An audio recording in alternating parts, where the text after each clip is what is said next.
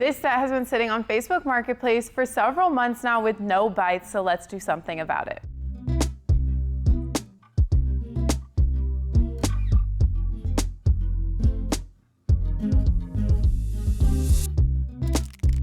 So I've already put a pretty good amount of time and money into this set, so I really want to do minimal changes, and what I'm going to ultimately do is keep everything the same except for the color of the pieces. I knew that this color was pretty risky when I did it. It was a custom made color. I was kind of going for a different green color, but this is what it came out as, and I really liked it. I thought maybe someone would snag it, but again, like I said, no bites yet, so I am just ready to change it up so I can get this moved out of the shop. I'm kind of low on storage space, so that's another reason why I want to just take a little bit of time today and add in just a little bit more money. I'm already in at $400 and probably about 10 to 12 hours on this set. So we are going to go in and hoping to only spend like less than $50 more on this and only spend a couple more hours so that we are not just taking away all of the potential profits on this set. However, I do think that if I paint this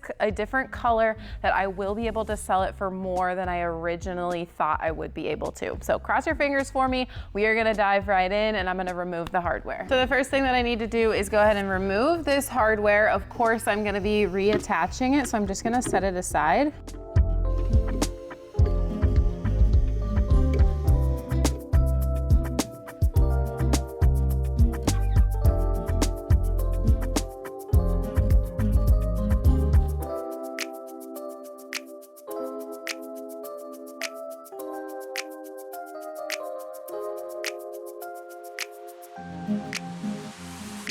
So that took about 10 minutes to remove the hardware, and now I am gonna be covering the tops because I don't wanna change the tops. The stain looks really nice and it's gonna pair really well with the color that I am gonna be painting it next. But what I like to do all the time is just use this pre-taped plastic to cover the tops of things. So I am just going to utilize this.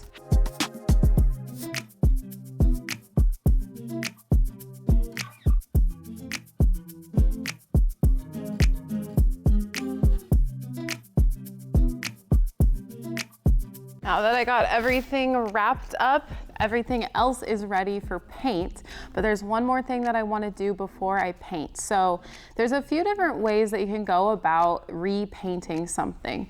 Now this set, obviously I know my process that I painted this set with, and I know that I did all of the right prep work to make sure that this paint sticks really well.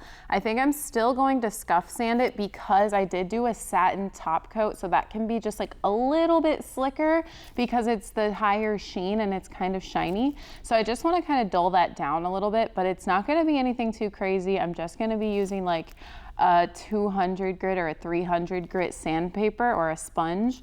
But when you are working with previously painted pieces that you don't necessarily know what has been done with them, you don't know the prep work, things like that, you 100% need to do the scuff sanding and probably even a primer. I'm gonna skip the priming step. My paint that I'm gonna be using it has primer in it, so that's kind of how I'm getting around that step because that bonding primer is already within the paint that I'm going to be using.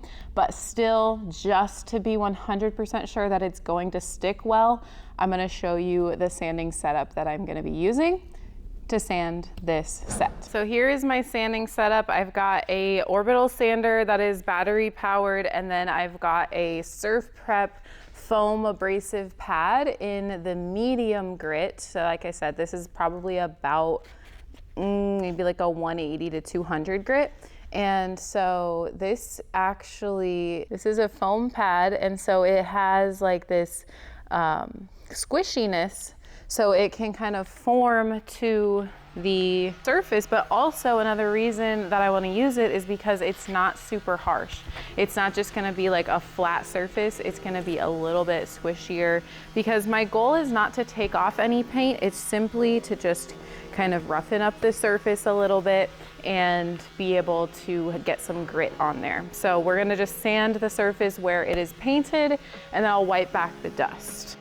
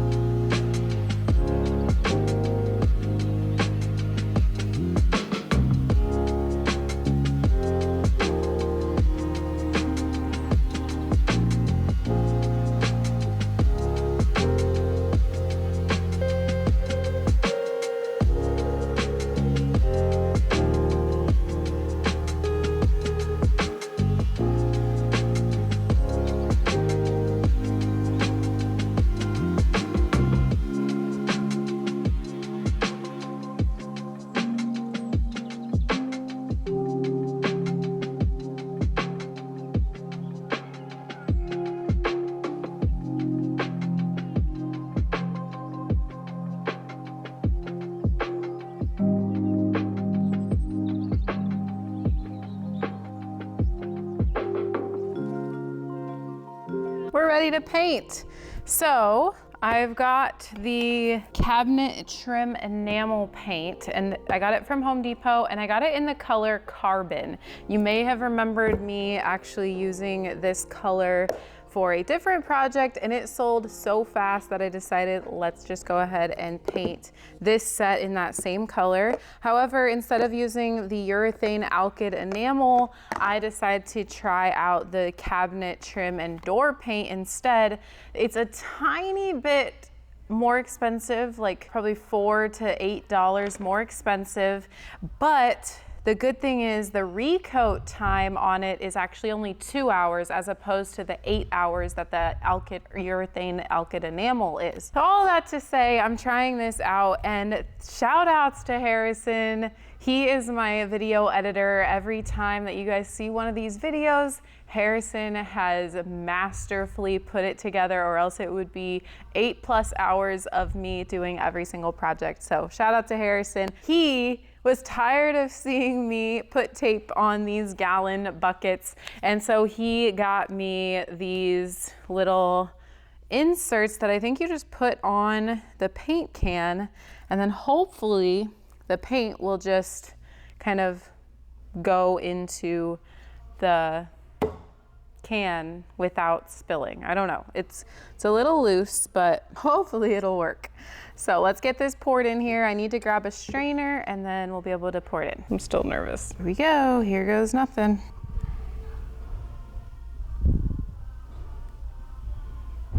It's working.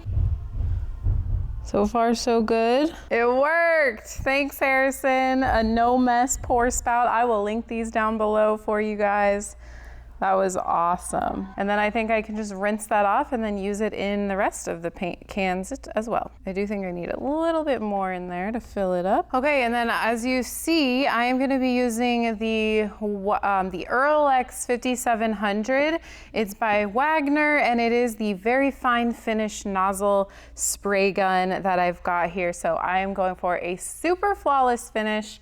So I'm gonna go ahead and attach this guy right here. Then we'll get everything pushed over into the spray booth and we'll get to spraying.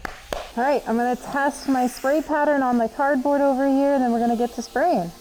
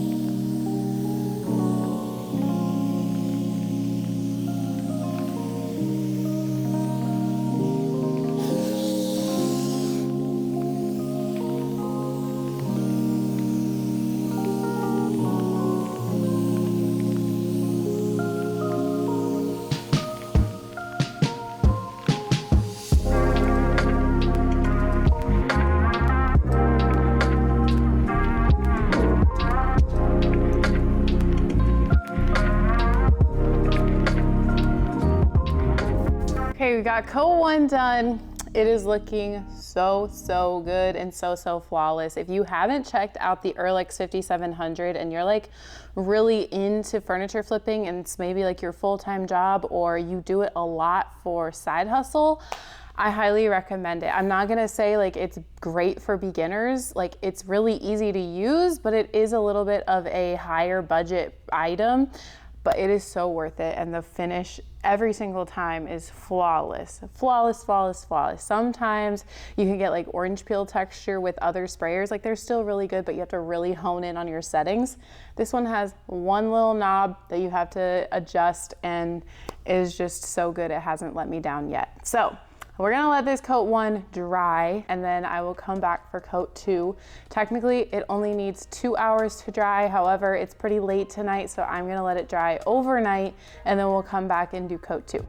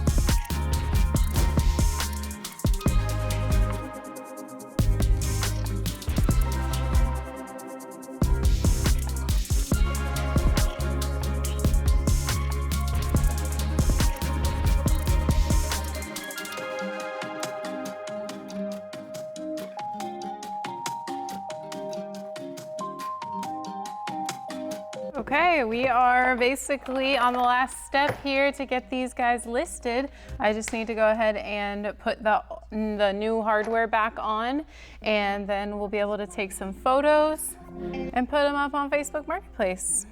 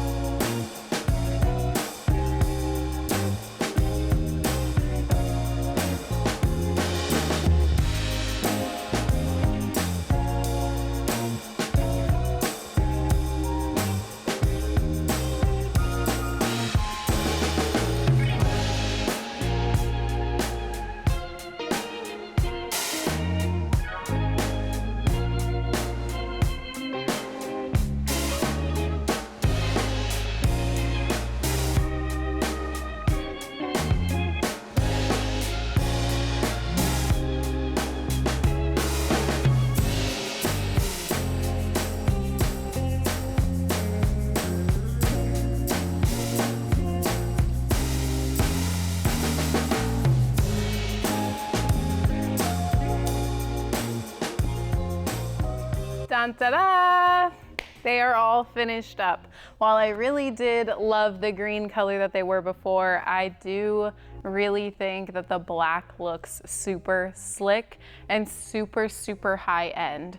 So this probably took me about 2-ish hours, give or take a little bit. I think I would take some because I don't think it really took me that long, but between like maybe going to get the paint and all of the steps from start to finish of getting them to be black, about 2 hours, and then about, I would say maybe $20.